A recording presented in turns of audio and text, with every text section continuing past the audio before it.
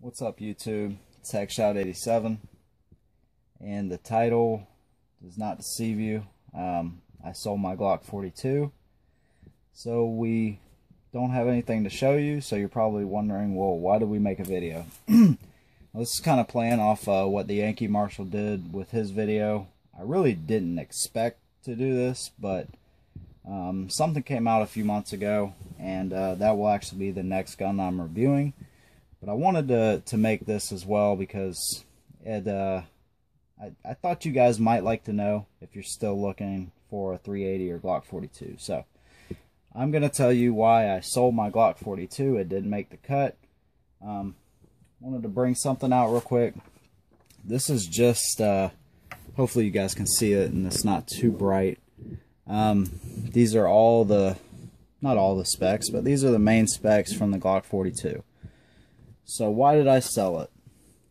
It didn't come down to the gun being inferior in any kind of way, as far as caliber and all that kind of stuff. Still a fun gun to shoot. I still like the gun. I would still recommend the gun, to be honest with you. But what it came down for me is the 380 in general, trying to buy it. It seemed like the ammo is really hard to find where I'm at, and when I do find it, it's pretty expensive. To put that in perspective, I can get cheap steel case 9mm. Actually, I just did a couple days ago for like $10 a box. The cheapest one I can find of 380, that was, I believe, some Blazer steel cased ammo, was $17.99, and that was on sale at Dick's. So it always come down to this whole just trying to find 380 ammo at a decent price anyways. Not to say you can't find it, but finding it, you know, where, you know, it's a decent price was the issue for me. So but on the other hand, I like the Glock 42. I like the size that it is. It's a little bit bigger than your normal 380s, like I kind of went over in my previous videos, but it's still a nice shootable gun that feels like a real gun. So what could replace that? Well, there's a gun that came out last year and kind of piqued my interest a little bit, and I kind of wrote up the specs for that gun. I'll show them to you. Some of you guys might know what it is once I show you this, but pull this out real quick. So, alright, you can see that. Cool. Alright, hold it up a little bit. There. Okay, cool. So, here we go. So, on the new gun, 6-inch overall in length, 5.9 on the Glock 42. And you can read this, you know, 4.5 inches height on the new gun, 4.3 on the Glock 42. They're both basically just say 0.9 inches less than an inch thick.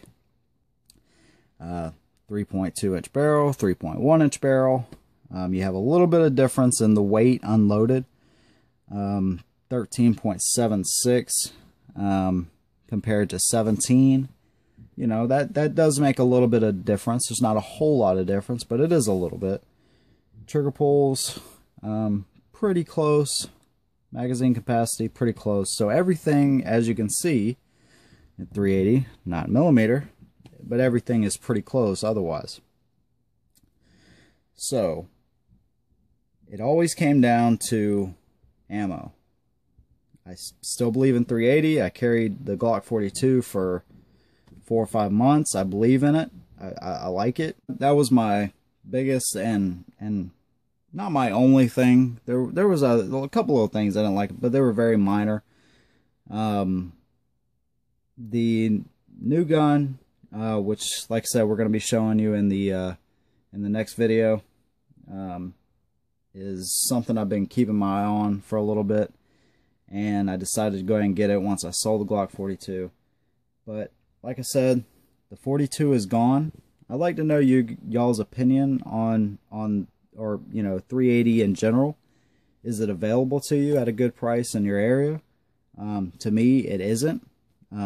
And I like to shoot a lot. When we go to the range, I like to kind of plan, you know, a couple hours, shoot at least a couple hundred rounds when we go. So that's what it came down to. My other videos, I stand behind everything I said to it. If you don't care about shooting a whole lot, you just want to take it to the range every once in a while, just make sure you're on top of your game or whatever with your carry gun, that's fine. We like to shoot a lot, so it didn't make much sense to have a gun that's pretty much the same size, pretty much the same dimensions and everything, when I could get the 9mm and shoot it cheaper. Now, this gun is a little bit heavier. I don't know about the recoil. I haven't shot it yet. I have no personal experience with it yet. But it's, from what I can see right here, it made more sense to sell this and go with the new one. Let me know what you guys think in the comments below. Make sure you subscribe as soon as I drop that next video for our new gun review. You'll be the first ones to see it. And as always, hold them down.